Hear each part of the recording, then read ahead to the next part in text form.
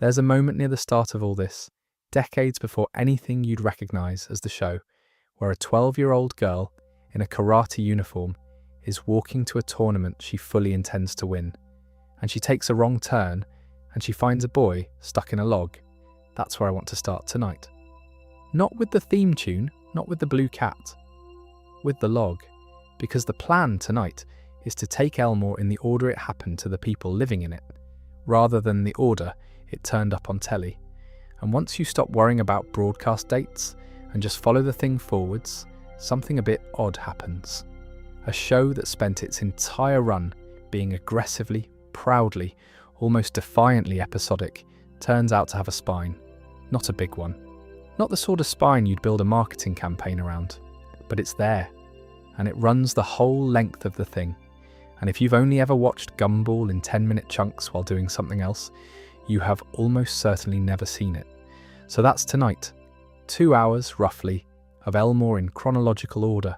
Grandparents, then parents, then a fish, then a school, then a boy nobody could remember the name of, which turns out to matter more than anything else in the entire series. Nothing tonight is in any particular hurry, and nobody's marking it. If you fall asleep somewhere in the middle of the 10 dead goldfish, that's honestly a reasonable place to go, and the rest of it will still be here whenever you come back to it. The sections tonight sit next to each other rather than building on each other, which means you can nod off at any point and you haven't missed a payoff, because there isn't one. That's deliberate. It's meant to be background, mostly. Something with a voice in it. If you like this sort of thing, long, unhurried stuff about cartoons at an hour, when you should probably be asleep, the subscribe button is about somewhere. Entirely your call. Nothing bad happens either way. A quick word on accuracy before we start, because Gumball has a particular problem I should be honest about.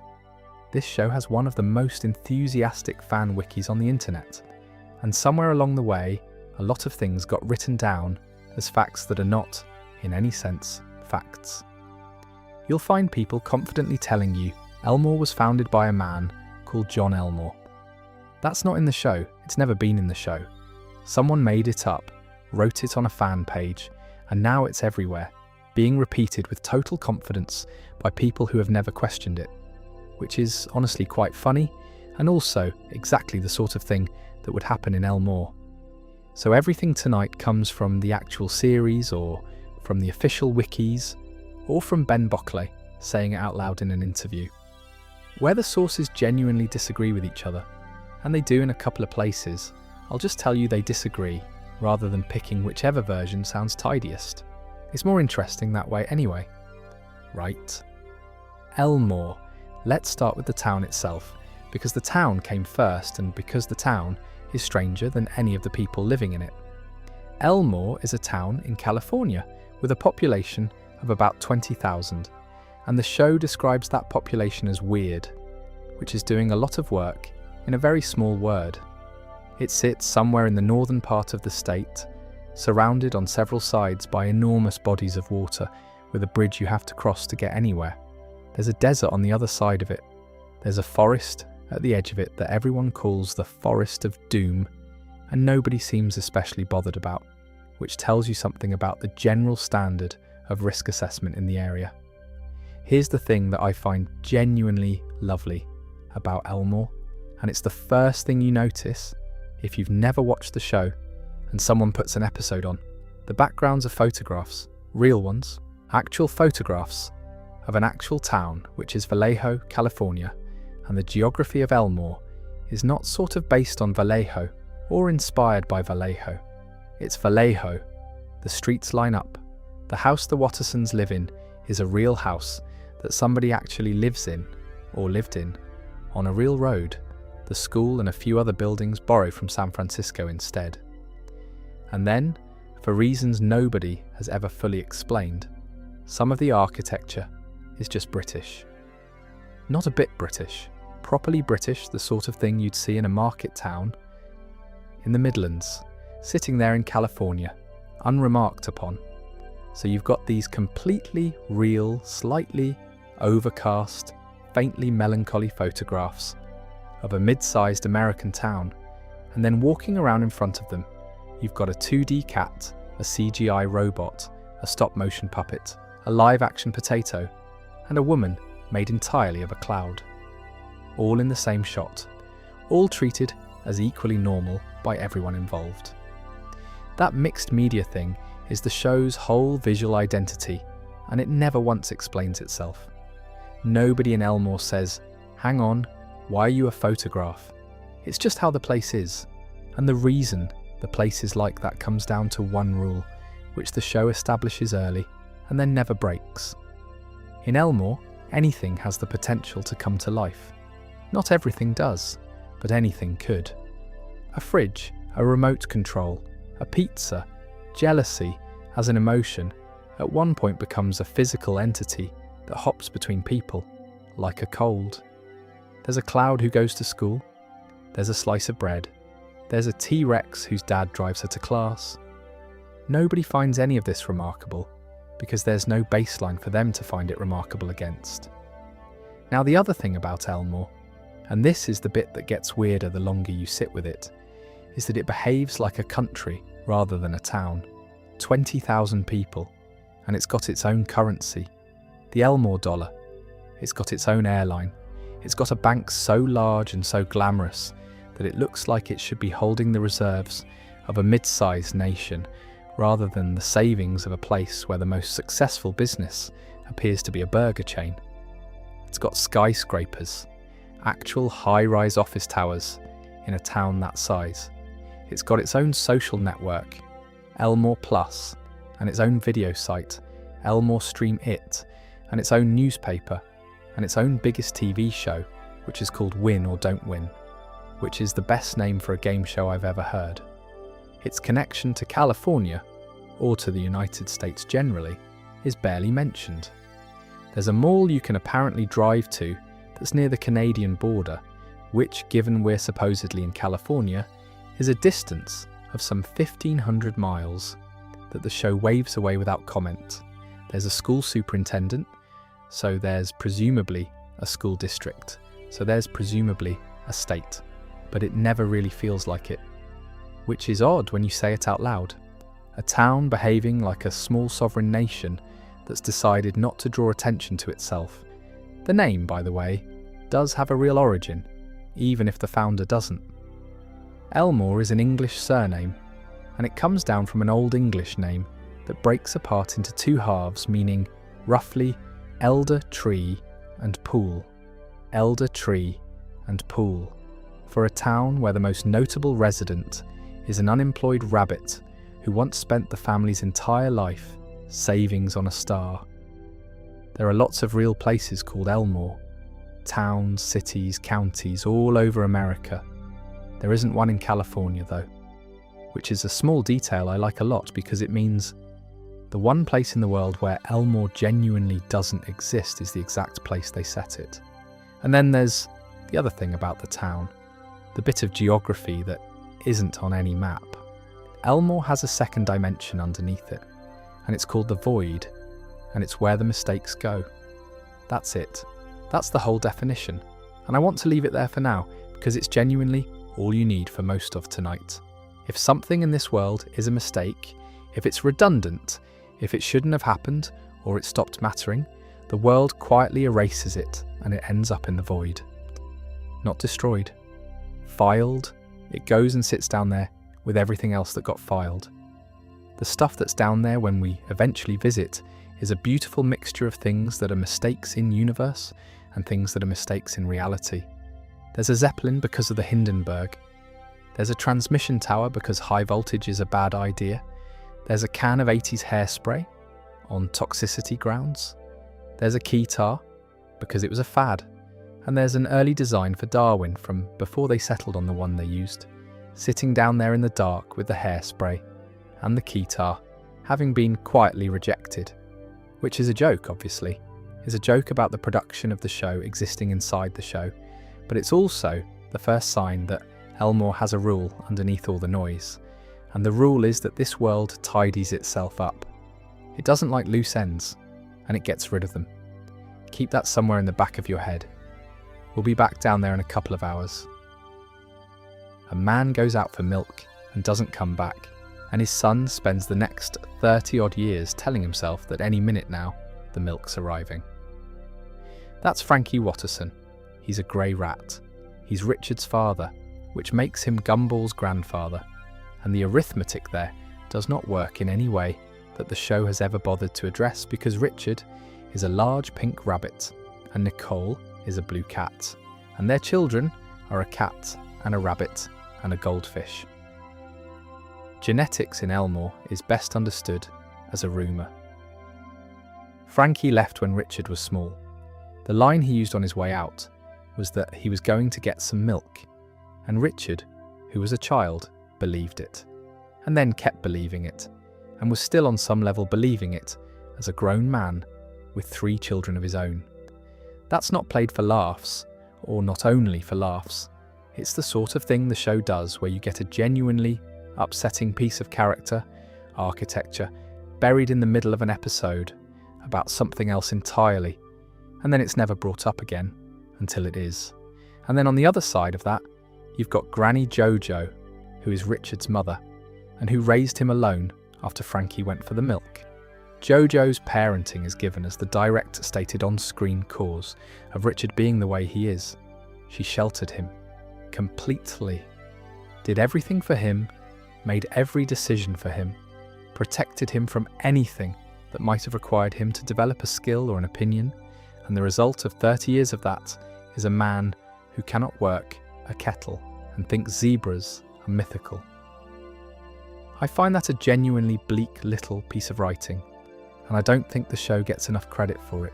Richard's the comic relief. He's the fat, lazy dad. He's in almost every episode being an idiot and eating a sausage off the floor.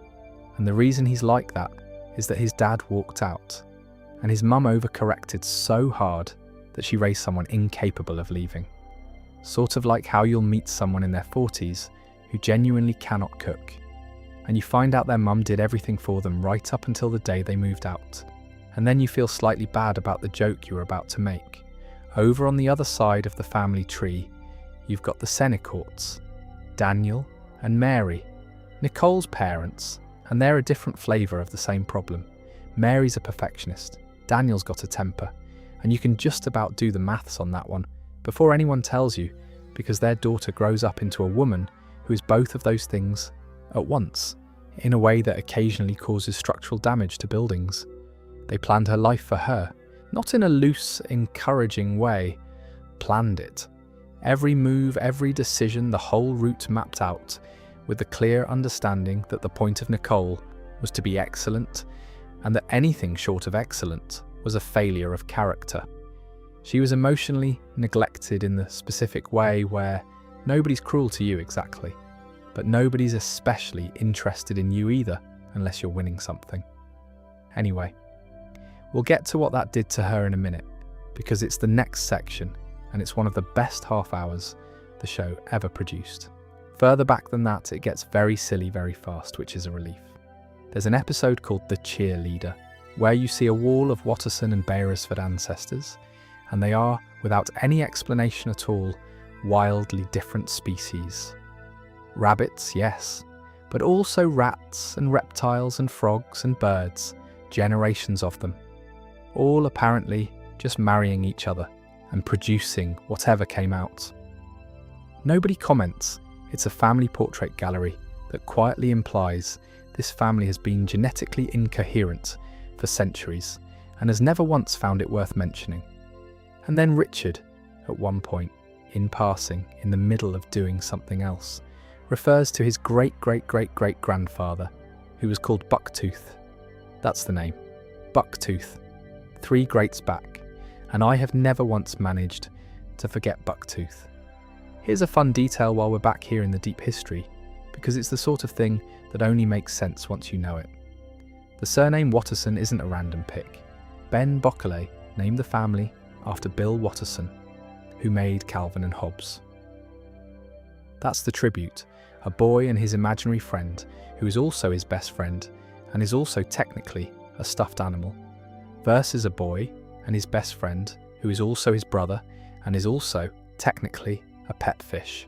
Once you see it, you can't stop seeing it. Richard is named after Bokele's dad, Richard Bokele, who by all accounts was not a lazy man and would presumably have had some thoughts about the portrayal. And Nicole's maiden name, Senecourt, is Bokele's mother's maiden name. Nicole Senecourt was his mum. So the two people at the centre of this whole thing, the two who start the timeline, are named after the writer's parents, which is quite sweet and also means that somewhere out there are two French people who have watched their son build a 15-year television series in which cartoon versions of them scream at a fish. There's an episode called The Choices, and it's built almost entirely out of a piece of music and a montage, and I think it's the best thing the show ever did. It starts with Nicole at 12. She's in a white keikogi with a red belt. She's on her way to a karate tournament, and if you look closely at her report card in that scene, you'll notice she's in 7th grade, which is the exact grade her son is in for the entire run of the series. So the two of them are the same age in this flashback that Gumball is in the present. There's no fuss made about that. It's just quietly sitting there. She's on her way to win because winning is what she does. Because winning is the only thing that's ever produced any warmth from anybody. That's the situation her parents have engineered. Win and you're loved. Don't and there's a conversation. She takes a wrong turn on the way, and in the woods, stuck inside a hollow log, is Richard. He's 12 too. He's got no plan. He's not going anywhere. He's just in a log. And she gets him out, and they end up talking, and Richard says the thing that reorganises her entire life, which is essentially, people already like you. You don't have to win anything. I like you, and you haven't done anything yet. Now if you write that down, it sounds like a greeting card. In the episode it doesn't, because Richard isn't being wise. He's not offering her a philosophy. He genuinely doesn't understand why anyone would need to earn affection, because he's an idiot. And his idiocy happens to be pointed in exactly the right direction, on exactly the right afternoon. That's the joke, and that's also the whole marriage. Permanently, forever. Richard is not smart. Richard is occasionally, accidentally, load-bearing. She doesn't go to the tournament. They date through their teens. Her parents hate it, obviously, because Richard represents everything Mary and Daniel have spent Nicole's entire childhood trying to prevent, which is the possibility of being ordinary and content. In her late teens, it comes to a head, and she walks out of the house. At roughly the same time, Richard's mother throws him out. So the two of them end up out on their own at the same moment, from opposite directions, one because she wouldn't be controlled, and one because he finally exhausted the person controlling him. Gumball, by the way, is conceived before the wedding, which the show tells you completely straight and moves on from immediately. The wedding happens and her parents don't come. And for years, in universe and out, that's just the fact of it. They didn't come, they disapproved and they stayed away, and that was the beginning of a silence that ran 2 decades. And then much, much later, in an episode called The Parents, which is the first time Nicole sees them again in 20 years, they mention almost in passing that they did try to come. They'd never seen the letters RSVP before. They assumed it was a place. They went looking for a Slavic-sounding town called RSVP in Moldavia. 20 years. 20 years of estrangement, of a wound that shaped a whole family, of a woman raising 3 children with a permanent low-grade rage she can't put down. Because 2 people didn't know what RSVP meant and went to Moldavia. I laughed out loud at that, and then felt strange about it for the rest of the day, which is a fairly standard Gumball experience. There's one more thing seeded in that period that pays off years later, and it's Yuki Yoshida. Nicole and Yuki were best friends as children, and both of them were genuine martial arts prodigies. Both of them were going to be something. And then in a tournament, Nicole won. Nicole's temper, the thing her father gave her, the thing she spent her entire adult life trying to keep in a box, is the thing that beat Yuki. And Yuki took that as a dishonour, left the country, and spent years training specifically so that one day she could come back and settle it. which she eventually does in an episode called The Fury, where she turns up in Elmore and harasses Nicole around town, threatens her job, threatens her house, flirts with Richard, does everything she can think of to provoke a fight. And Nicole doesn't bite, and doesn't bite, and doesn't bite, right up until the family's actually threatened, and then she does. And the fight that follows involves energy beams and shields, and Nicole punching the ground hard enough to cause an earthquake, in a suburban street, in a show about a cat going to school. They make up in the end, because their kids are about to be crushed by a collapsing building. And there's nothing like a collapsing building for putting a 30-year grudge in perspective. But that's later. Back in The Choices, Nicole's sat at the dinner table, and Darwin sprays her with whipped cream, and something in her snaps, and she pauses. And the episode gives her the montage. Every version of her life she didn't take. Every branch off the road. The tournament she won. The career she had.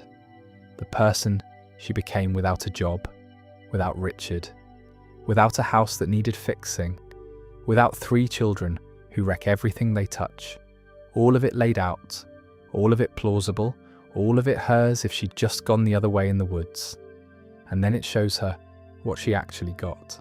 The wedding her parents missed, Richard holding a newborn Gumball while she sleeps, the house falling apart, being fixed, first steps, marks on a doorframe, Darwin, Anais.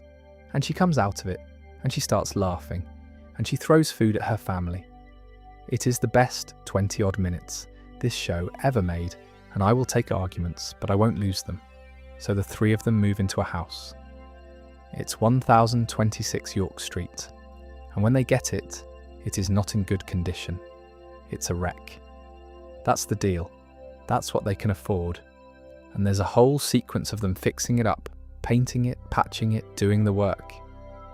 Richard's out front with a paint can when Gumball takes his first steps, and he gets so excited that he throws the paint can, which lands on Mr. Robinson, who is mowing his lawn next door, and who will spend the rest of his life actively despising this family with a purity that I find genuinely admirable.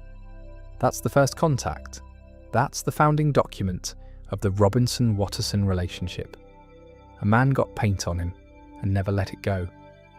The house itself is a real photograph of a real house in Vallejo, as we said, with an interior that is not a real interior and does not match the exterior in any way, which becomes relevant right at the very end of tonight in a way I'm not going to spoil yet. There's a marker on a door frame where they measure Gumball as a toddler, and he's delighted with how tall he's got. And then he takes the marker and draws a line at Richard's side and backs up, and there's a whole row of them going outwards, tracking the growth of Richard's belly year by year, and they all laugh. It's a nice moment. It's also, if you think about it for more than 4 seconds, a family who have been marking Richard's expansion on a door frame like it's a child. And the house never gets finished, incidentally. That's the other thing. They move in, they patch it up, they make it livable, and then it just stays like that for the rest of the series. Slightly wrong, slightly held together. The sort of house where nobody's ever going to get round to the skirting boards. Now the name. Gumball's name is not Gumball. Or rather, Gumball is not the name he was given. There's an episode called The Name that gets into this, and I'll be straight with you. This is one of the details that circulates online in about 6 different mangled versions, so I'm going to keep it to what the episode actually establishes. The name on the paperwork isn't the name he goes by, and the name on the paperwork is aggressively normal in a way that's funnier than anything they could have invented. The gag is that in a town where a woman is a cloud and a boy is a banana, the most embarrassing thing you can possibly be called is something ordinary. And then there's the star. This is my favourite piece of Watterson lore, and it explains the entire economic situation of the show. In an episode called The Treasure, it comes out that the reason this family has no money, the reason Nicole works constantly, the reason the house is what it is, the reason every episode about buying something turns into a heist, is that Richard spent the family's entire life savings on a star. Not a share in something, not a bad investment. He bought a star. One of those novelty certificates where you name a star after someone. He spent everything, and then the star died. That's it. That's the reveal. He put every penny they had into naming a distant ball of burning gas, and the ball of burning gas subsequently collapsed. And now, they're poor. And that's the financial architecture of this entire television programme. Which is load-bearing when you think about it. It means every single episode where the family can't afford something, every plot about a broken car or a bill, or Nicole doing overtime, is downstream of a man buying a star that then had the nerve to explode. Nobody in that family has ever mentioned the star again either. It's not a running gag. It came up once, it explained everything, and then it went back in the drawer, which is somehow worse. Somewhere in that house there is a certificate with a dead star's name on it, and a woman who has decided, for the sake of the marriage, not to bring it up. One more small thing from this era, and it's a gap rather than a fact. The Rainbow Factory, where Nicole works for the entire series, is still under construction when Gumball is 4, and the show has never once said what she did before that, never mentioned it. There's just a hole in her employment history that nobody's ever filled in, which for a character this thoroughly excavated is a bit strange.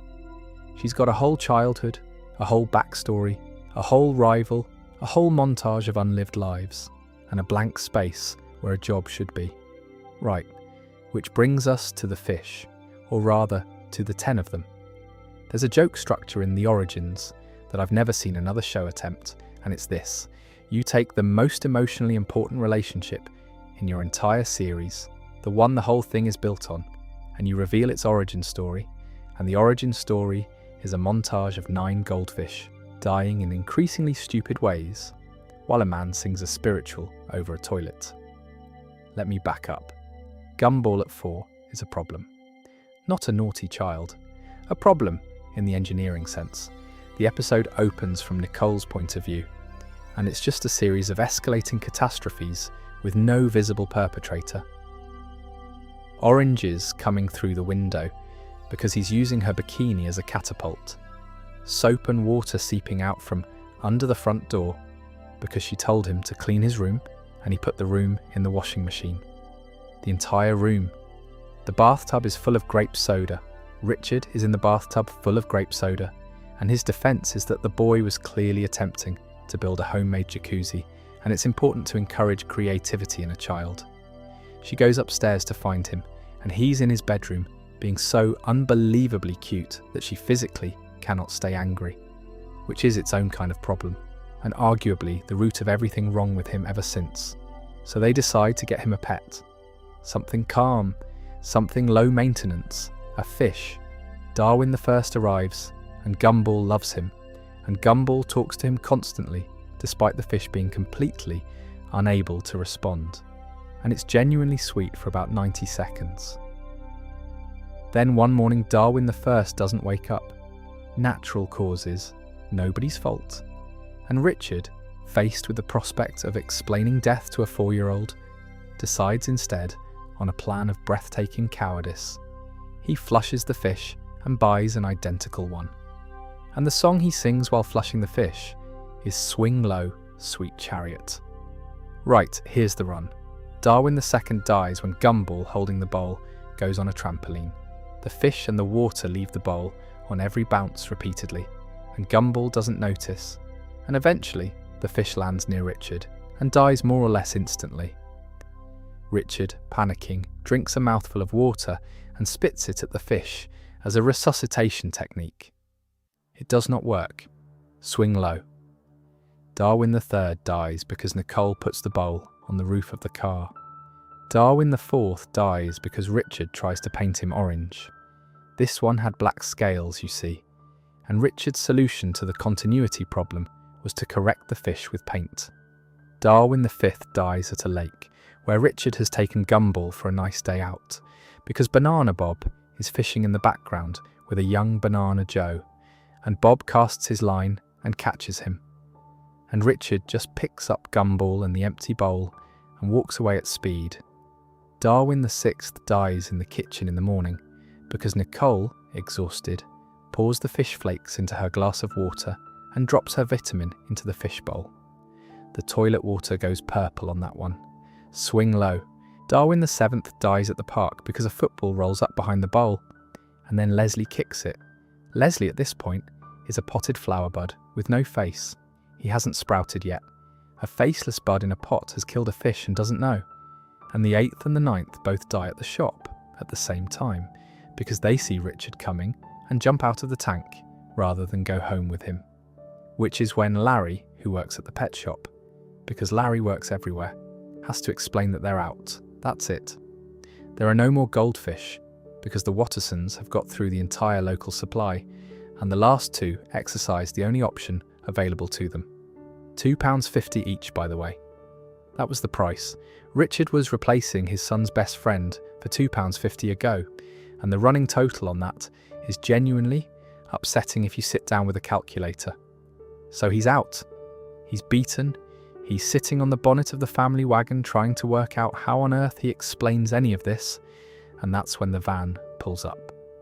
Now this is the first appearance of a thing that ends up mattering more than anything else in this show, and at the time it plays as a one-off gag. It's a red van. It's called the Awesome Store. There's a man inside it, and you never really see him properly, and he's shadowy, and he doesn't have a name. Not then. Not for another decade. And what he sells Richard is a fish. One fish. And the price isn't £2.50, it's $100. And Richard pays it, which for a man this broke is a genuinely significant act of love that nobody ever acknowledges. And the shopkeeper tells him, and I'm paraphrasing but only slightly, that this one is special. That it's not what it looks like. That it needs to be treated with real care. It's a Gremlins gag. It's very obviously a Gremlins gag, right down to the framing. Mysterious shop, mysterious owner, unusual creature, list of warnings, and you're meant to laugh, and you do laugh, and then you don't think about it again for about 6 years. The full name for the record is Darwin Raglan Caspian Ahab Poseidon Nicodemus Watterson III. Except here's where I have to be honest with you, because the sources disagree, and I said I'd tell you when they did. Some counts have him as the 10th, some have him as the 8th. The montage is fast, some of the deaths are ambiguous, and the show's own arithmetic is not something I'd want to take into court. So he's the 8th, or the 10th depending on who's counting and how generous they're being about what constitutes a distinct fish. Anyway, Gumball is delighted. Gumball has a fish again, and then Nicole decides they should take a family photo. And she says, "Say cheese." And the fish says it back. And they're so startled that they knock him clean out of the bowl, and he hits the toilet lever on the way down. And the last thing you see before the "to be continued" card is a 4-year-old boy watching his best friend get flushed in front of him.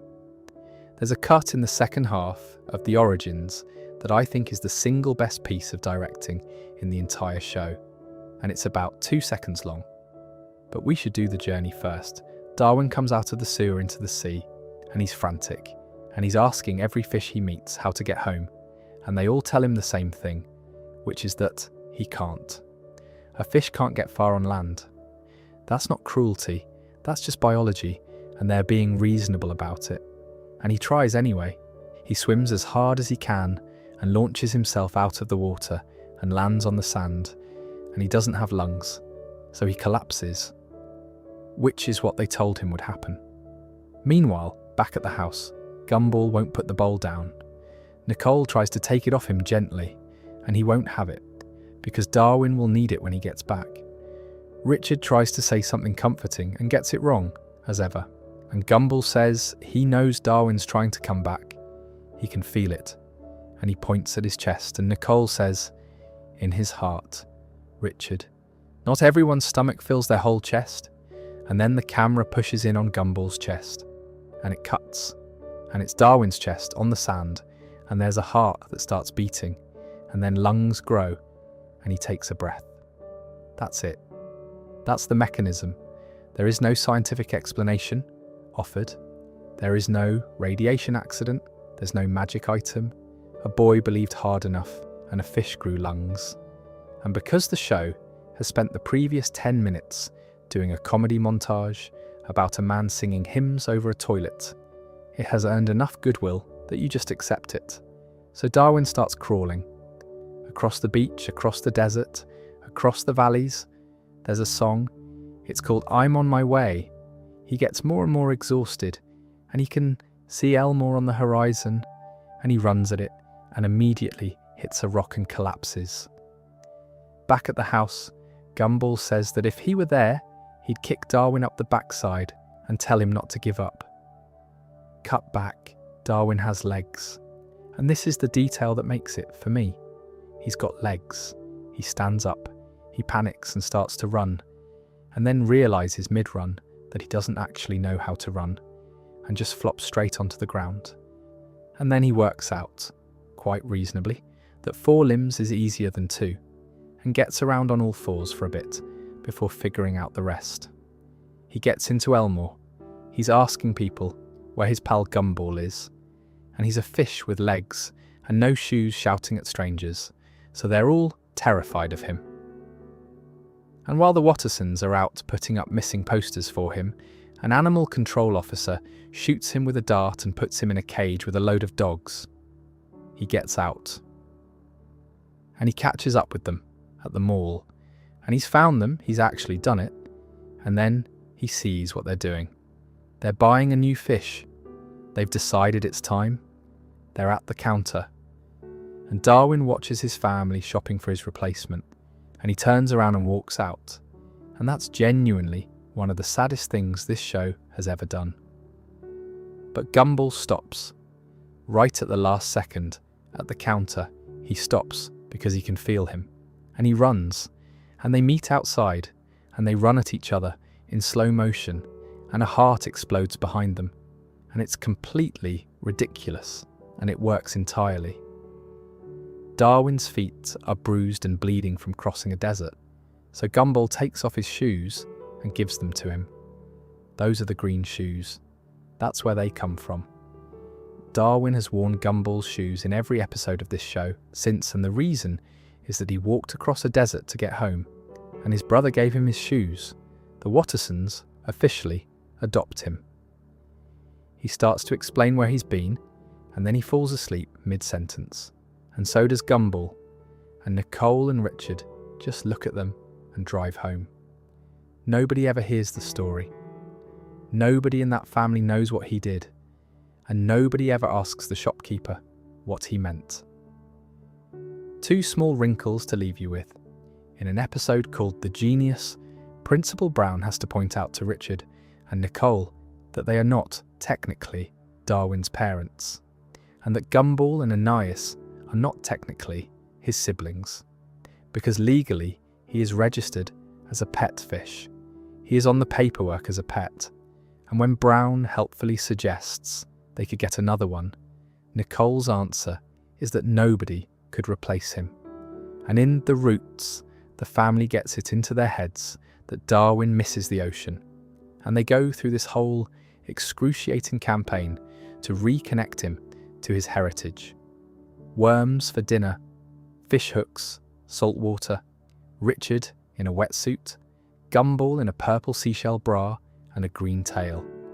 And it culminates in them driving to a pond and releasing him into it, sadly, and driving away. He chases them down to an ice cream shop to ask what on earth is wrong with them. And when they explain that he'd looked sad at the fish in the pet shop, he clarifies that he wasn't looking at the fish. He was looking at the big tank. He was trying to guilt his mother into buying him a bigger tank. And the family's reaction to discovering their adopted son is a manipulative little schemer is to conclude that he is definitively a Watterson and hug him. And then he immediately tries the guilt trip again about never having known his birth parents. He's one of them. That's the joke. He's absolutely one of them. The funniest structural decision in this entire show is that the smartest person in the Watterson house is 4. Anais arrives last. Pink rabbit like her father, roughly 1/10 of his volume. And what she inherits is the exact opposite of what you'd expect from the pairing. She gets Richard's face and Nicole's brain, while Gumball gets Nicole's face and Richard's brain. And the show has never made a big deal of that, but it's clearly deliberate and it's clearly the joke.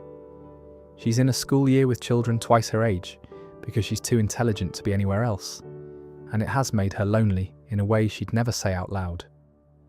She's got a stuffed donkey called Daisy, who she's far too old for, and who she would burn the town down to protect. And she spends the entire series being right about things, immediately, in advance, out loud, and being ignored, and then being proven correct in the final 30 seconds, by which point it's far too late. And there's a fire. That's her whole deal.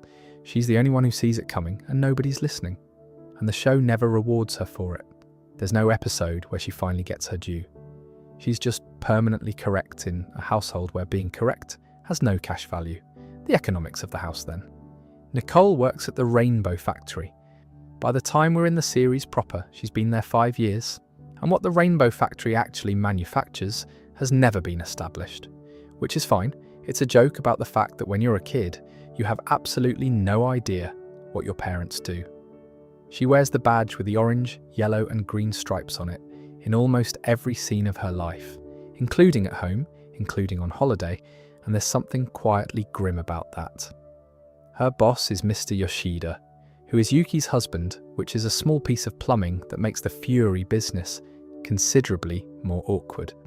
In one episode, she loses Employee of the Month to a man called James O'Brien, and the fallout involves her destroying her own car with an elbow drop.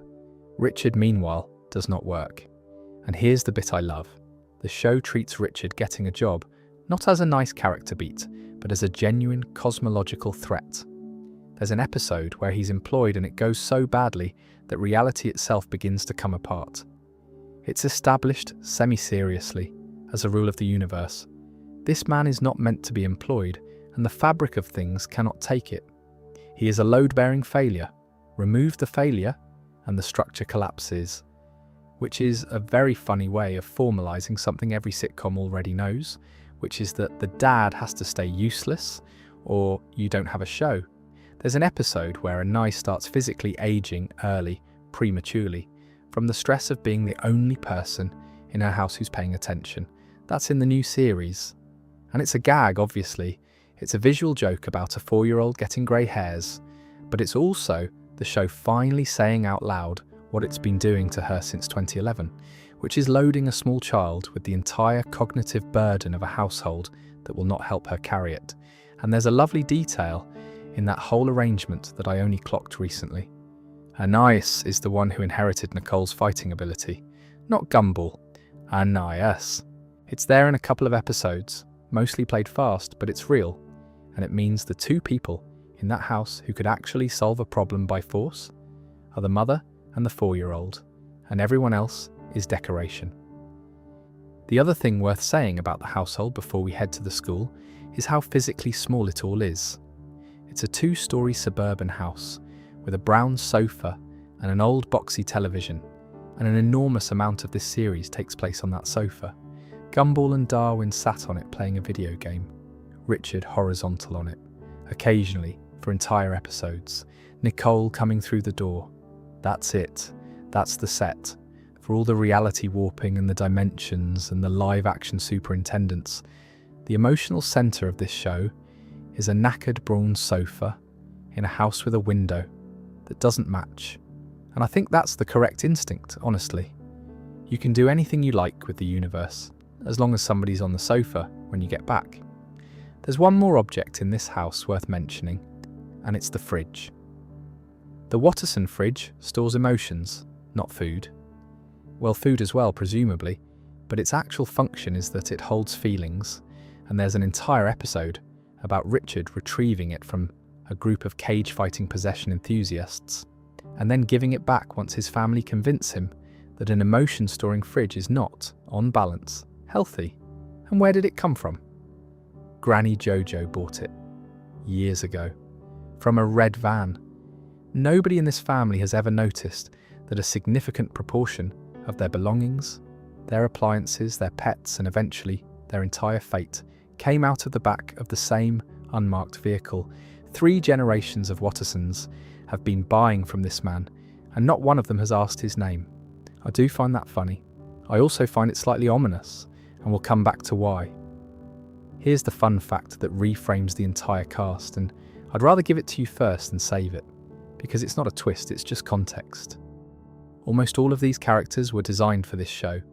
Ben Bockelay spent years doing commercial work, pitching characters to advertising agencies and networks, and getting rejected, and every time one got turned down, it went in a drawer. Years of that. Years of orphaned mascots and dead pitches and things nobody wanted.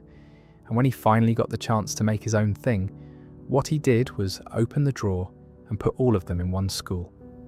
That's Elmore Junior High. It's a room full of rejects, in the most literal sense available. Penny was pitched to Nickelodeon at one point as a mascot holding a gun, which I would very much like to have seen. The others come from all over. That's why the class looks the way it does, why there's no visual logic to it at all, why a T-Rex and a slice of bread and a cloud and a ghost are sitting in rows next to each other. They weren't designed to coexist. They were designed separately, for different clients, and then rejected, and then put in a school together.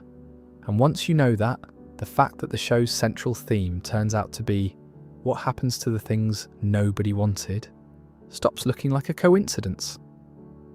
Anyway, the staff. Miss Simeon is the teacher, and she's a baboon, and she is 300,000 years old, which is stated as fact and never explored. She's been teaching that class for what feels like geological time, and she despises every child in it, with a particular focus on Gumball, and she is dating the principal, which everyone knows and nobody wants to think about.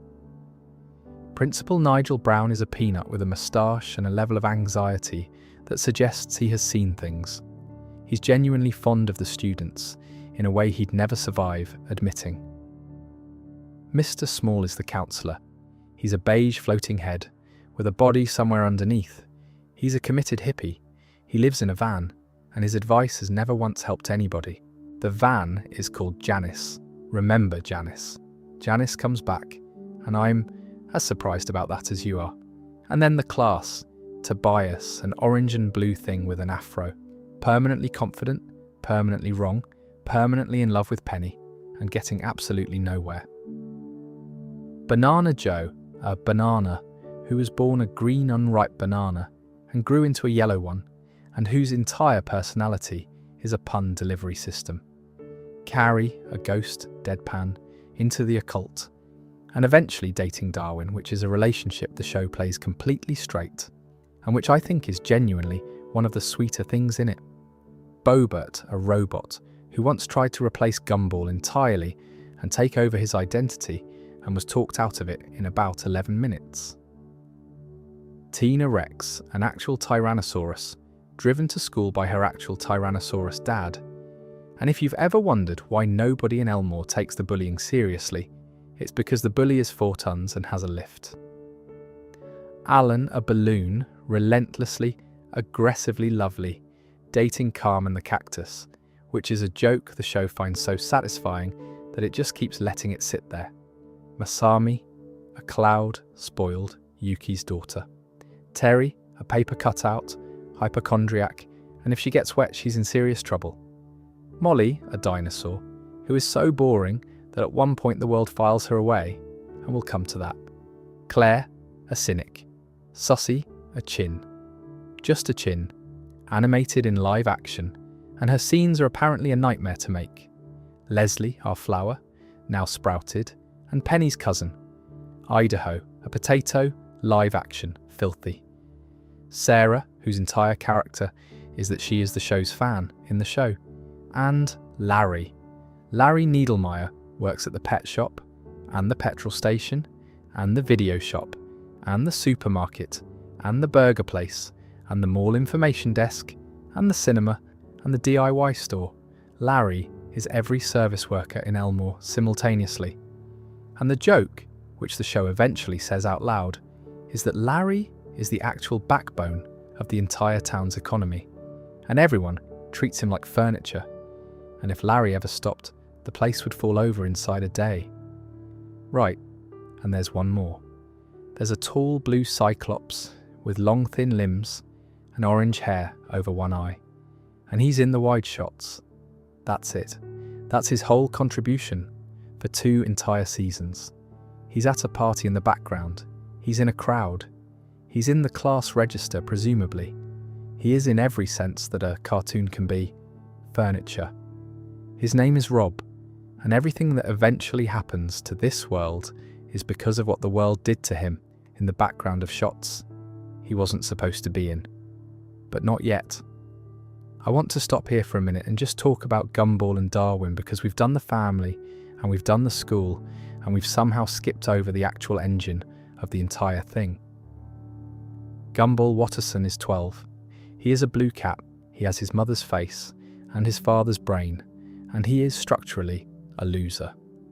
Not a lovable underdog who wins in the end. A loser. He fails constantly and in ways that are usually his own fault, and the show is completely unsentimental about it.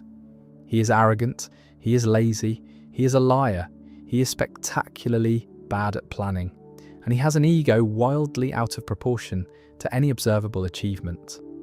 He is also, and this is the bit that makes him work, essentially decent.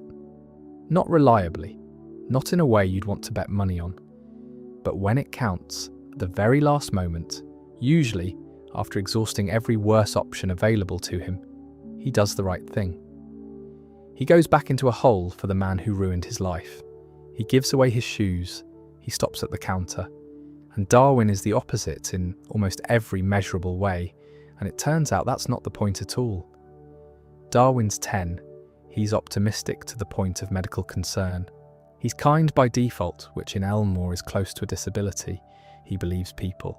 He believes Gumball specifically, which is the single least defensible position anyone in this show holds, and he keeps doing it, episode after episode, forever.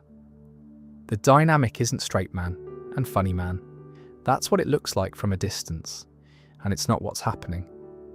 What's happening is that Darwin will go along with anything Gumball suggests, enthusiastically, without breaks, and Gumball has no breaks either, and so the two of them together constitute a system with no fail-safe whatsoever. That's why the plots escalate the way they do. It's not that one of them is sensible, it's that neither of them is, and they validate each other at speed until there's a fire. And underneath that, there's the thing you already know because we spent an hour on it. He's a fish. He was a pet. He is legally adopted by the Watterson family. He grew a heart and a set of lungs out of nothing but somebody wanting him back. And he walked across a desert on legs he didn't know how to use. And he has shared parts of his origin story with others. So when Darwin follows Gumball into something obviously stupid, he isn't being a pushover. He's being consistent. He's already demonstrated in the most literal terms available that his position on Gumball is unconditional. Everything after that is just the same decision on a smaller scale. There's an episode called The Bros, where Darwin, feeling replaced by Penny, actively tries to sabotage the relationship. And it is genuinely uncomfortable to watch because it's one of the times the show lets him be small about anything. And Penny, when she finds out, isn't angry. She offers to step back. She'd rather lose the relationship than be the reason those two break. And that tells you everything about how the show ranks its own relationships. Gumball and Darwin are the marriage. Everything else orbits it. They fight occasionally, properly. There's an episode where they're made to live in separate rooms and it nearly ends them in the new series. There's one where Gumball forces a secret out of Darwin and it costs him. But the show has never once seriously threatened the bond, because the bond is the premise. It was the premise before there was a show. It's in the first two-parter and it's in the last episode, where the two of them are stood in a corridor working out that their world doesn't make sense, together, because of course they're doing it together. One more thing on Gumball and then I'll leave them alone. The show is remarkably clear-eyed about the fact that he's the reason for most of this. Not in a moralising way, it just quietly keeps the receipts. Rob is a villain because Gumball forgot him. Rob has a pig's tail because Gumball thought it'd be funny. Rob refuses rescue because of what Gumball did. and then rewinds it all because of what Gumball did next, and hates him again because Gumball can't remember either. The protagonist is the cause. The show knows. It never says it directly, and it never punishes him for it, and it lets him carry on being a 12-year-old idiot with good intentions and no follow-through, which is either a very generous thing to say about people or a very bleak one, and I've never been able to decide. For 2.5 seasons, Penny Fitzgerald is a peanut with antlers. That's not a joke I'm making, that's the design. A light brown shell, tan antlers growing out the top, orange trainers, a cheerleading wristband, no visible eyes, just hollow sockets, no mouth. Her whole family's the same. Her dad Patrick, her mum Judith, her little sister Polly, all peanuts, all antlered. It's presented as an ethnicity essentially. And nobody blinks, and she and Gumball are in love, and neither of them can do anything about it. For years. The running gag is that she chokes. Sometimes, she'll get halfway through a sentence in front of him and just seize up, and he never once notices because Gumball is not an observant person. And on his side, he'll build an entire elaborate scheme around telling her how he feels, and the scheme will go wrong in some catastrophic way, and he'll end up in hospital or on fire, or married to a cactus. They meet at the mall apparently. That's the first meeting, going by the romantic, which is either romantic or entirely typical of Elmore, depending on how you feel about malls. Her dad hates him.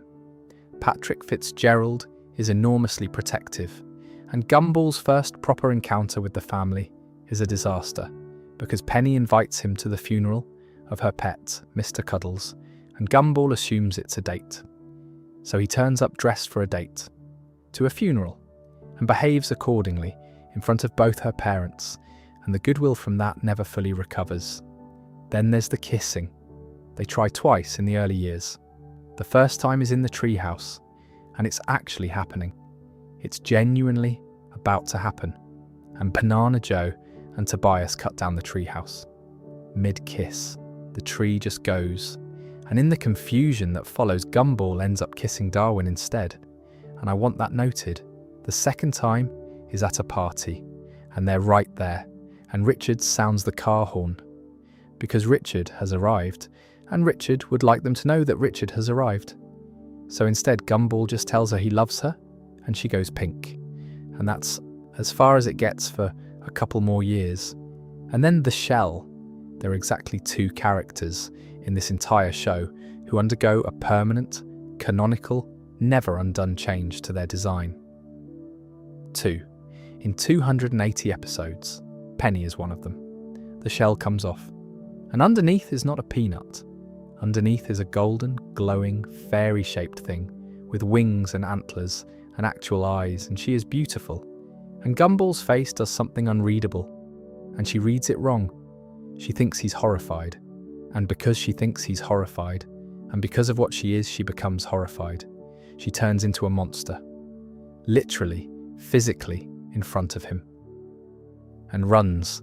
That's her power, and it's the best designed power in the show. Out of the shell, Penny shapeshifts, and she does it according to how she feels.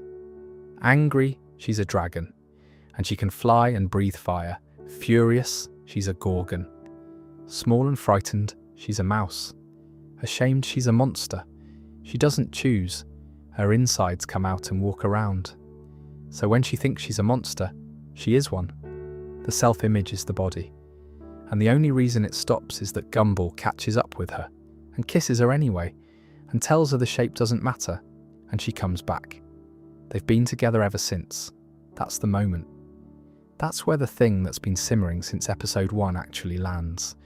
And it's in the middle of season 3, and the show just gets on with it afterwards, like it's nothing. What follows is better than you'd expect. The transformation deals with her family's reaction, which is not good, because the Fitzgeralds have a whole culture built around staying in the shell, and she's just publicly refused it. Her dad, in particular, has to work through some things. And then in a later episode, there's a grandmother's birthday, and Penny has to put the shell back on for it. And Gumball's made to wear one too. and by the end of the night, every single Fitzgerald is still in their shells, and they're all just standing there, putting him through their bizarre family traditions, and Patrick singing with him. That's a good arc. That's a properly good arc, in a show about a cat who once fought a video game. Her little sister Polly's still in her shell, by the way. Never came out. There's an episode where Gumball babysits her and loses her, which goes about as well as you'd imagine, and Penny is genuinely, coldly furious about it, in a way that suggests she is her mother's daughter. And in season 6, there's an episode called The Cringe, which flash forwards, briefly, to Gumball and Penny's wedding, and then to Penny holding a newborn and handing it to Gumball. The show never followed up on that. It just showed it and moved on, which is either a promise or a throwaway gag, and I genuinely don't know which. Oh, and the other permanent design change. The other one of the two. We're getting to him. He kicks him down a manhole. That's the thing. That's the whole thing. Many things that eventually happen to this universe trace back to a moment in season 2 where Gumball and Darwin can't remember a boy's name, and Darwin kicks him down a manhole, and they forget about him inside 2 seconds. The episode's called The Pony. Rob has been in the background for 2 seasons at this point. Wide shots, crowd scenes, a party in season 1 that he attends and does nothing at. And in The Pony, he gets lines, and he is thrilled. He's delighted. He recognises Gumball and Darwin in the street and greets them enthusiastically because he's a friendly person, and this is his big moment. And Gumball calls him Ralph, then Richie, then Rich, like it's a question. And he says, and you can hear it in his voice, "Rob, my name is Rob." And they don't take it in. And Darwin kicks him down a manhole. And they walk off. And then a few minutes later, when they need the DVD they dropped down there, Rob stays down in the manhole and angrily throws it away, having just been kicked into a sewer by the person he's helping. Because he's nice. Bockley said in an interview that being forgotten like that is one of the worst things you can possibly do to a person, and that it's therefore a perfect villain origin story. Which is exactly right, and the fact that they knew that from the start makes what happens next much more deliberate than it looks. Because the world files him. He goes to the void, and the implication is horribly simple. He went because he was redundant, because he was a background character with no purpose, no distinguishing feature, nothing that justified his existence. The universe did an audit and found nothing on his side of the ledger and quietly deleted him. Now the episode where we first see down there is called The Void, and it's about Molly. Molly the dinosaur, who gets erased for being boring, which is not a metaphor, it's the stated reason. Gumball and Darwin and Mr. Small go down to get her out, and they find her. And they find Janice down there too. Mr. Small's van, filed away for being eccentric. And Rob is in that episode. He's there. He's in the void, in the shot, and nobody notices him. They come to rescue somebody from the place where forgotten things go, and they don't spot the forgotten thing standing right next to them, because he's less noticeable than Molly, who is famously the most boring person alive. That is a savage piece of writing. That's genuinely brutal, and it's played as a background gag. They drive Janice out through the portal, and Rob grabs the back of it as it goes. He gets out. He's the only one who ever has, under his own power. But coming out through that is not free, and what arrives on the other side is not what went in. He comes back wrong. His body's covered in polygons and static, like a corrupted render, like something the machine gave up on halfway through. His voice isn't his. Half of him glows in the dark, which we learn later, and which is a horrible little detail.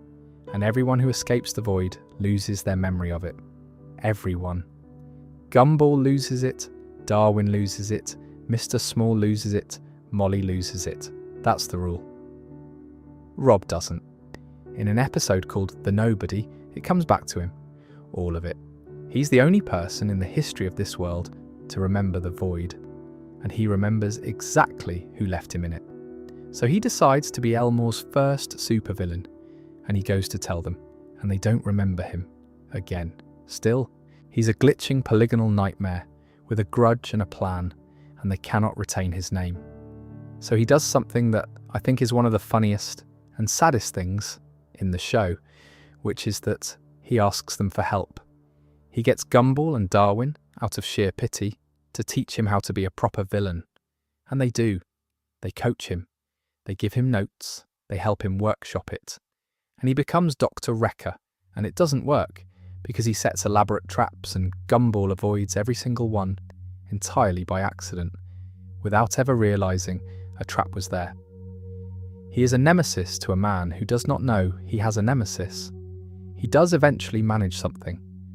There's an episode called The Bus, where he takes a bus hostage with explosives, and it's genuinely dark, and he gets arrested for destroying the city, an armed robbery, and attempted murder of hostages. He also claims to have a major in Canadian history, despite there being no evidence he's ever graduated from anything. But he's still a joke. That's the state of him going into the back half of the show. Bitter, disfigured, remembering everything, entirely powerless, and mostly used for gags.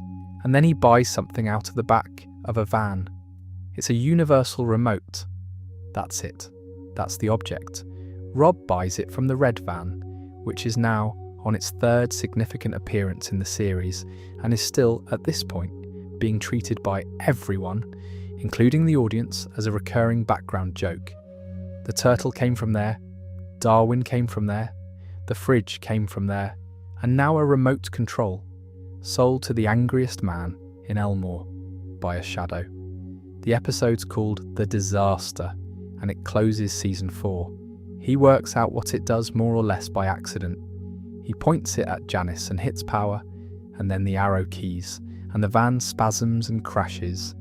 And that's the moment he realises the thing in his hand isn't a remote for a television. So he tests it, he ejects an ATM, and money comes out. He hits a button, and the sprinklers come on, and it rains.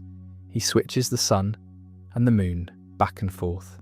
Day, night, standing in a car park, and then he presses rewind. And what he rewinds through is not the world, it's the episode. He goes backwards through the scene he's in, and then the title card, and then the intro, and then a Cartoon Network bumper for the next programme, and then he lands in a scene from The Nobody. He's in his own past watching it happen. Watching Gumball and Darwin and Mr. Small walk away from him in the void while his previous self hangs onto the back of a van. And he stands there and watches it. And that's when it consolidates. That's the moment he stops being a comedy villain and becomes something with an actual grievance, because he has just been shown, in playback, the precise instant his life ended and the precise people who didn't notice. He resets his voice, because he can now, and fast forwards back to the car park, where the shopkeeper politely asks him to pay for the remote. What he does with it next is the most upsetting thing anyone does to Gumball in the entire series. He doesn't attack him. He dismantles his life. Gumball comes home, and time is frozen, and his mother is holding another man's arm, and his father is eating donuts in a state of open despair, and his sister is crying. It's all been rewritten, and it's all still there, paused, so he has to walk through it. And then Rob explains himself.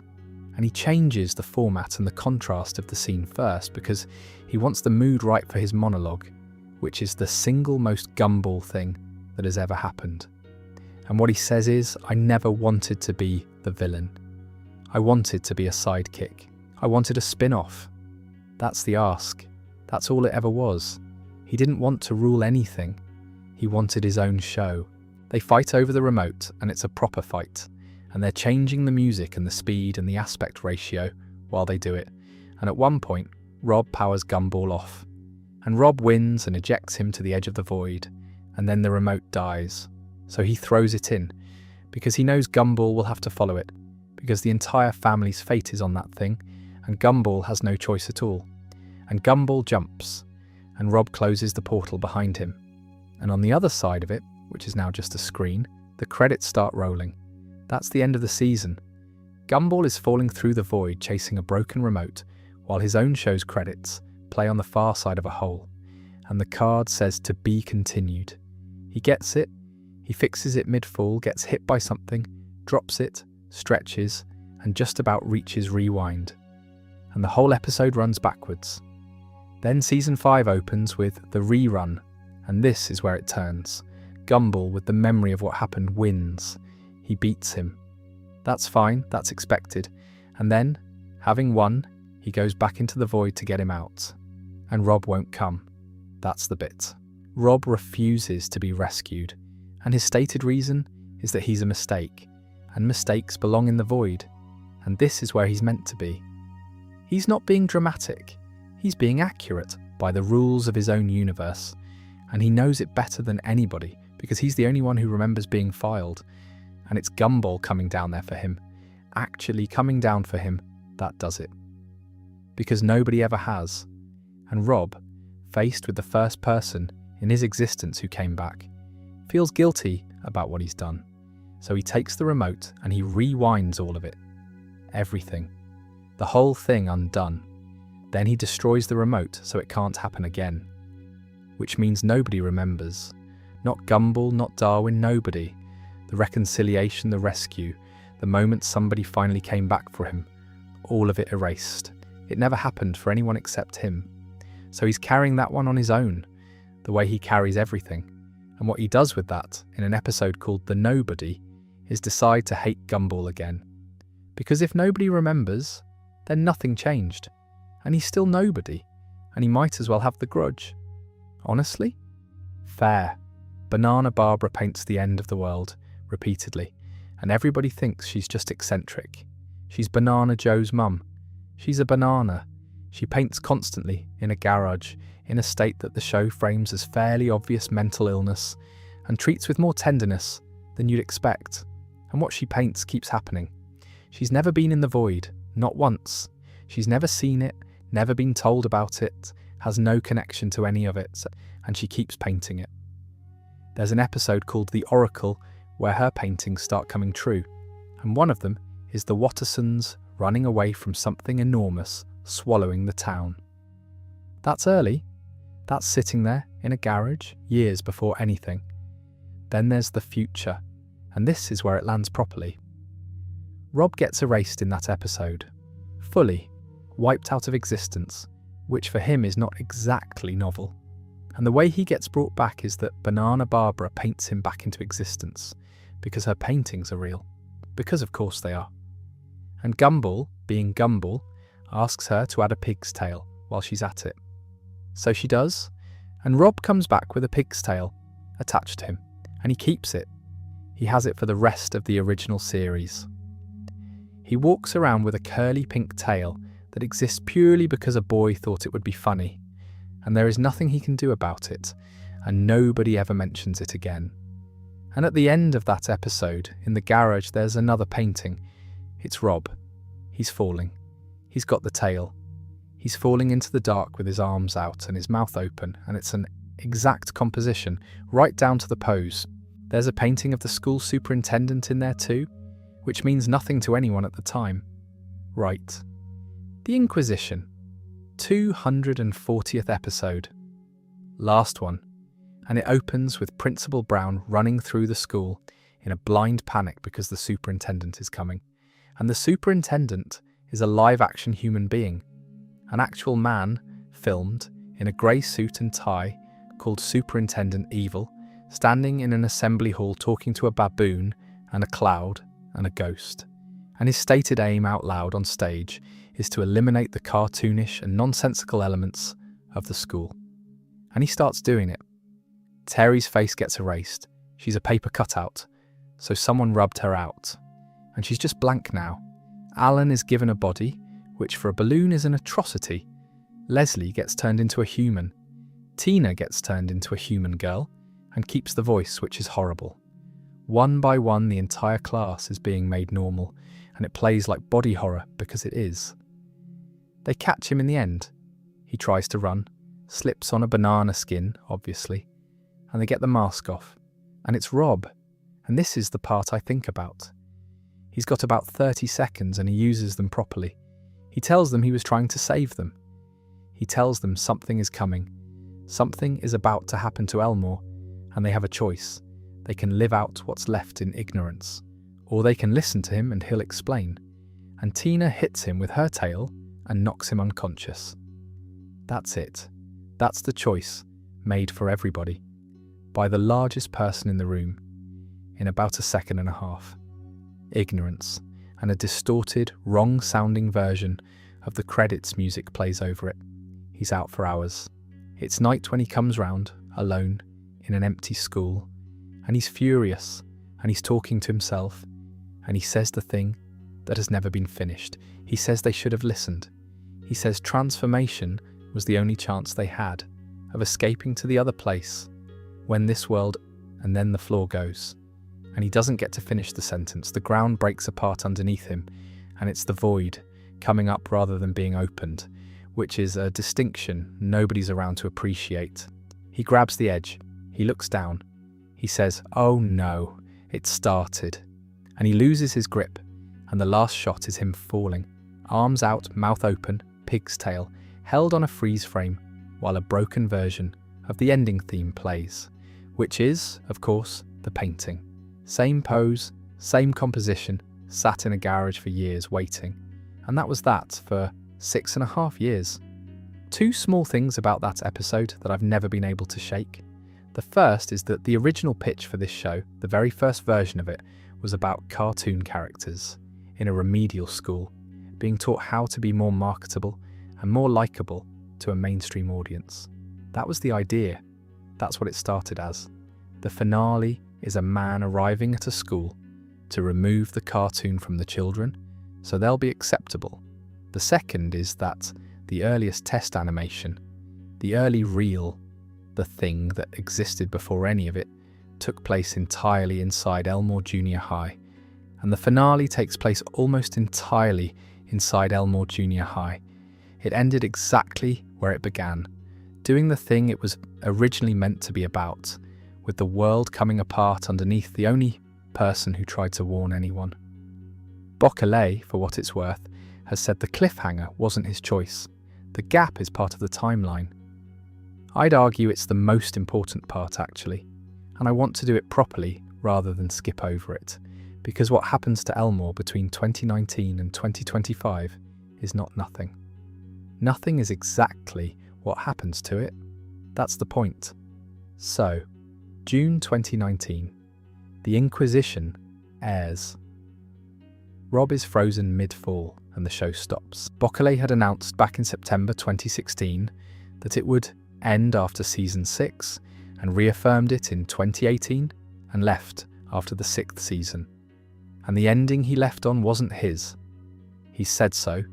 He's been quite open about it, in a slightly resigned way, that the cliffhanger was not his call and that the intention was for it to be resolved in a film. What arrived instead first was Darwin's Yearbook, 6 episodes, airing throughout December 2019, and the premise is that Darwin's trying to finish the school yearbook and working out who deserves the good spot. And it's largely a clip show. It's mostly recycled footage from episodes that already existed, restitched. It's set after the Inquisition, which, if you think about it for even a moment, is completely deranged. Because the Inquisition ends with the ground opening. And here's Darwin doing the yearbook. Then in October 2020, The Gumball Chronicles. 8 episodes, mostly clips again, some new material. Richard Overall wrote and directed all of them, and 4 of those were themed around the American presidential election that November, and they aired the day before it, and they were about Gumball trying to find a running mate so he could stand for school president. I'm not being sniffy about any of this. Clip shows are a thing that happens when a show has ended and the machine still needs feeding. But it does mean that for a year and a bit, the only new Gumball was Gumball looking at old Gumball. February 2021. Warner Media announces a television film. Working title, The Amazing World of Gumball movie. September 2021. Cartoon Network greenlights it properly as The Amazing World of Gumball, the movie, with Bockelay directing and executive producing. and the plot they announce is genuinely interesting. Gumball's biggest fan finds a missing episode of the show, and it opens a portal that connects Gumball's cartoon world to the real one. And the characters come through, and together they save Elmore from something trying to take it over. It's meant to be the conclusion to the original series and the setup for a new one. August 2022, it's cancelled. Dropped from Max in the round of cuts that took a lot of animation with it. And that's where it sits for 2 years. A finale nobody could resolve, and a film nobody would make. And a man falling into a hole indefinitely. June 2024, at the Annecy Festival in France, somebody asks Boclet about the film, and he says it's still in production, reworked, rewritten, but alive. And by then the other thing was already moving. At Annecy in 2023, a 7th season had been announced. In production, no date. A database listing showed 40 episodes. At Annecy the following year, they showed a preview of the opener, called The Burger, and confirmed it was in full production. May 2025, the teaser, new title, The Wonderfully Weird World of Gumball. And the teaser is a fossilised Gumball and Darwin waking up in their own house, which is abandoned and in ruins and covered in dust, and realising they've been asleep for 7 years, and that they're late for school. Which is, as jokes go, exactly the right one. It goes up on Hulu on the 28th of July 2025 in America, and internationally on Cartoon Network and HBO Max on the 6th of October. 20 episodes. Then another 20 on the 22nd of December. The children are recast, all 3. Alkayo Thila is Gumball, Hero Hunter is Darwin, Kinza Syed Khan is Anais, which is the first time Kyla Ray Kowalewski hasn't voiced her. Teresa Gallagher stays as Nicole and as Penny and as Terry, because Teresa Gallagher is apparently half the population of Elmore. Dan Russell stays as Richard. Zav Clark takes over the music from Ben Lockett. And nobody's aged. There's no time skip in the fiction. Gumball is still 12. He's been 12 since 2011, and he'll be 12 forever. And the show knows it. And the burger opens by shaking the dust off him and sending him to school. The burger itself is about Gumball and Darwin trying to eat healthily and discovering they can't, because every food business in Elmore is owned by one man, called Mr. Bilderberger. It's a food monopoly episode. Larry's working the healthy place, and the burger place, and the supermarket. And at the healthy place, he makes a salad by pulling a burger apart, which is the single most Larry thing that has ever occurred. It ran 11 minutes, which made it a standard length episode of the show. It'd been 2,231 days since the last one, and the rest of that first batch is just Gumball, a sentient AI falling in love with Nicole, Banana Joe, and the pants situation. Molly's time-halting power, which she has because she's boring, which is a callback I did not expect anyone to make. Penny faking breaking her shell to ask him to the dance. A witch coven forming in the yearbook club, with Darwin in it, and Darwin's defence when they ask how he worked out they were witches, being that he is currently dating a ghost. It's good. It's properly good. It's the same show. And the whole time, in the floor of the school, there's still a hole. The window doesn't match. That's how it starts. Episode 280, the 22nd of December, 2025.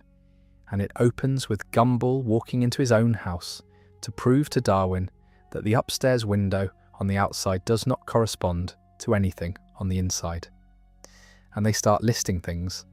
They haven't had a birthday in 7 years. Their voices changed all at once for no reason. Their bodies were redesigned between season 1 and season 2, and they remember being different shapes.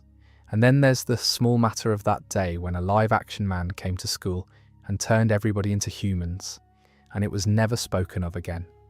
They're not solving a mystery, they're just noticing, which is worse. And then a phone rings in a van. the shopkeeper calls Rob, urgently, because Gumball and Darwin are about to find the plot hole they left in the Inquisition. And that's the reveal, delivered almost in passing. The shopkeeper caught him.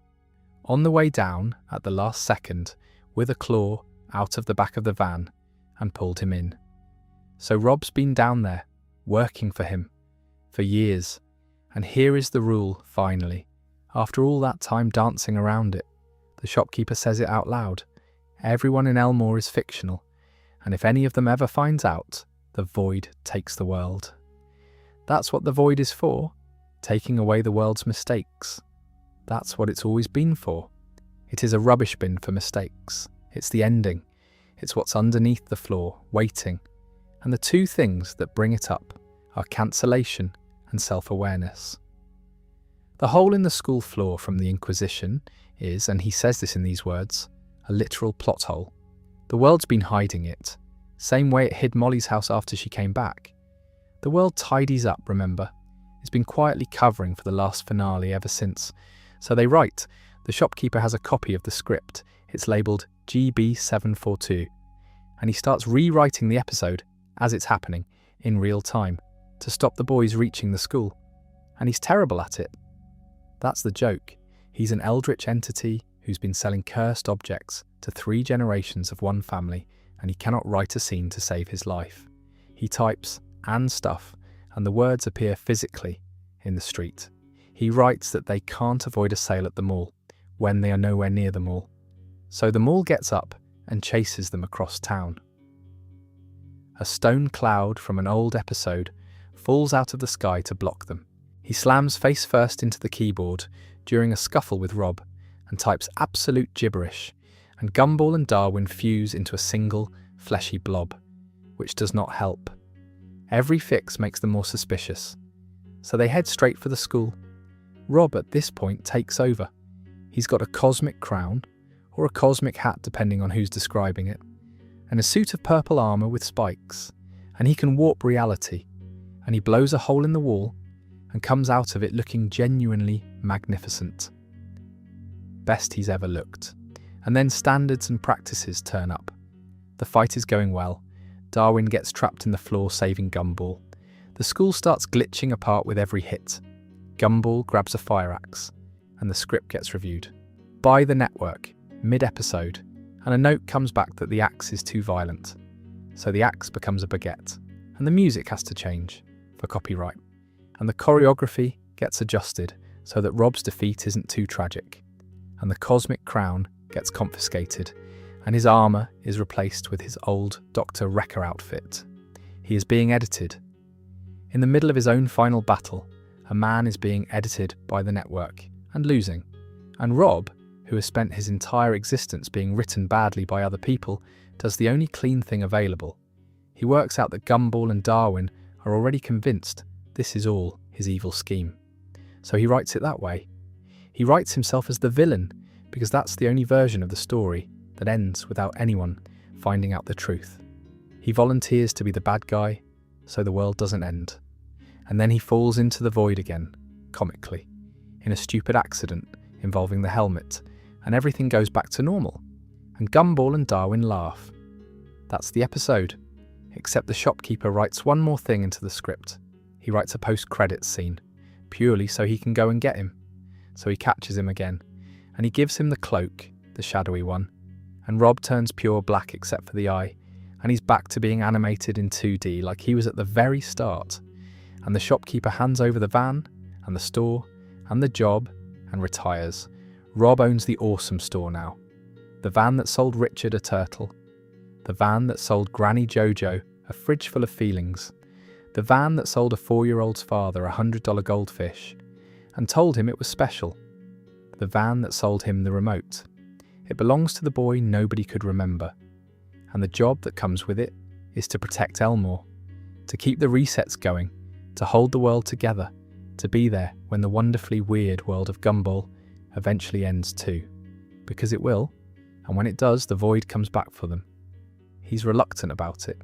The shady men tell him he has to push upload, and the implication in the last seconds is that this is a cycle and it doesn't stop, And nobody in Elmore is ever going to grow up or move on, because the moment they do, they're gone.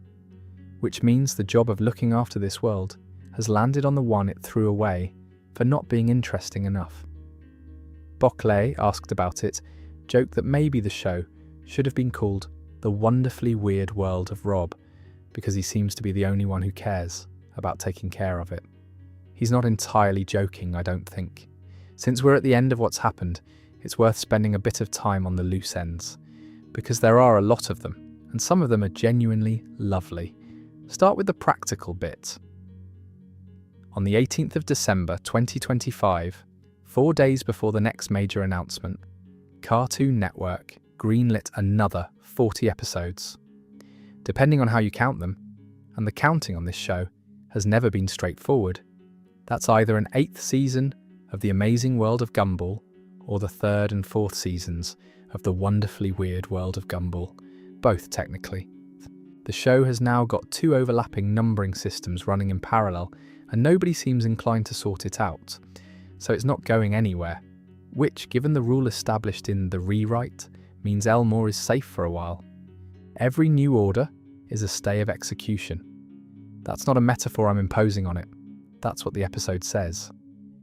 The film is still technically in production. Reworked, rewritten, no date, but Bockley confirmed it's alive at Annecy, and it hasn't been unconfirmed since. And he said that if it happens, Rob's family history is one of the things it'll get into. His motivations, where he actually came from.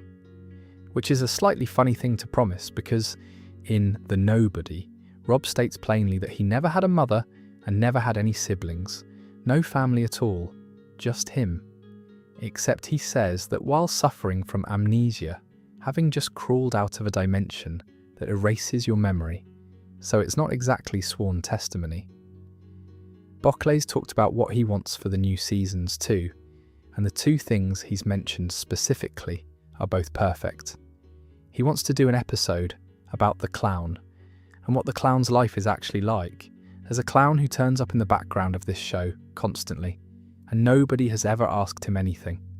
And he wants to do an episode about Susie, while acknowledging that Susie is a nightmare to shoot because Susie is a live-action human chin, and every scene with her requires somebody to lie on a table. Those are the priorities, all that history behind him, a fresh order on the table, and the creators thinking about the chin. There's a whole layer of the show I've barely touched tonight, and I want to at least gesture at it, because it's where a lot of the good stuff lives. Carrie and Darwin, for one. A ghost and a goldfish. In a relationship the show plays completely straight for years. There's an episode early on where Carrie possesses Gumball's body just to eat food, because she can't taste anything, and it's presented as a mild inconvenience, rather than the horror it obviously is. The evil turtle which Richard bought from the van, which is a small turtle that is also an apocalyptic threat, and which eventually has babies that rampage across Elmore. Mrs. Juttenheim, who is a witch, and who is somebody's mum, and whose son goes to school with everyone else. Sarah, whose entire function is to be a fan of the show she's in, and who got promoted into the title sequence at some point, which is a joke I don't think anyone has ever topped. And jealousy. There's an episode where jealousy becomes an actual entity, a physical thing, and it gets exorcised out of Gumball, and then immediately jumps into Penny, and it hops from person to person, like an infection, and it's never seen again.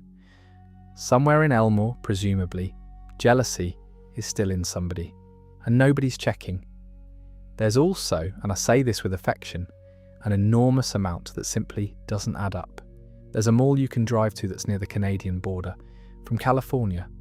There's a bank the size of a nation's treasury, serving a population you could fit in a football ground. There's a woman who's 300,000 years old teaching 7th grade and drawing a salary. The house has a window that doesn't correspond to a room. And all of that was just how it was. Just background noise, just cartoon logic, the sort of thing you're not supposed to poke at. And then the show turned round and said in its most recent episode, no, actually, all of that means something. The window doesn't match because someone built this badly. The birthdays are missing because the show rarely focuses on them. The voices changed because people left. The bodies changed because someone redrew them. Every single inconsistency you are politely ignoring is a crack, and there is something underneath, and it is patient, and it is waiting for one of them to look down. That's a genuinely audacious thing to do to your own back catalogue. Retroactively load-bearing every mistake you ever made. I don't know that they'll ever resolve it, and I'm not sure I want them to. The version where Rob just keeps the van running and keeps the world propped up, and nobody ever finds out, is, in its own strange way, a happy ending. He's got a job. He's got a purpose. He's one of the few who remembers anything, and now he's one of the few holding it together, and nobody will ever thank him for it, which is more than he had in The Pony. So that's Elmore, front to back. A town made out of photographs of somewhere real. A woman who took a wrong turn on the way to a tournament and found a boy in a log and never went back. A man who bought a star and then it exploded. 9 goldfish and a hymn. A 10th fish who grew legs because somebody believed hard enough and walked across a desert and got given a pair of green shoes he's still wearing. A school full of characters nobody wanted, sitting in rows, being taught by a baboon, and a boy in the back of the shot who nobody could remember, who got filed away for not mattering, who climbed out anyway and came back wrong and spent years trying to get somebody, anybody, to notice that something was coming. And nobody did. And then it came. What sticks with me, having gone the whole way through it, is how much of Gumball turns out to be about the stuff that gets thrown out. The rejected pitches in the drawer, the keytar and the hairspray, and the early character design that didn't make it. Molly filed for being dull. Rob filed for being nothing. A show that was cancelled and sat in a hole, and then woke up under a layer of dust, still 12 years old, late for school. It's a comedy about a cat. It's genuinely one of the funniest things anyone has made. And underneath it, there's this whole quiet argument that the things nobody wanted are the things holding it up. More is on the way, though. Another full order at minimum, which, by this show's own logic, is another long stay of execution. Possibly a film eventually, if the wind's right. And somewhere out there, a red van is still driving around Elmore, with a shadow at the wheel, selling people things they shouldn't buy, except the shadow's got a different eye now. Anyway, that's Elmore. Good night.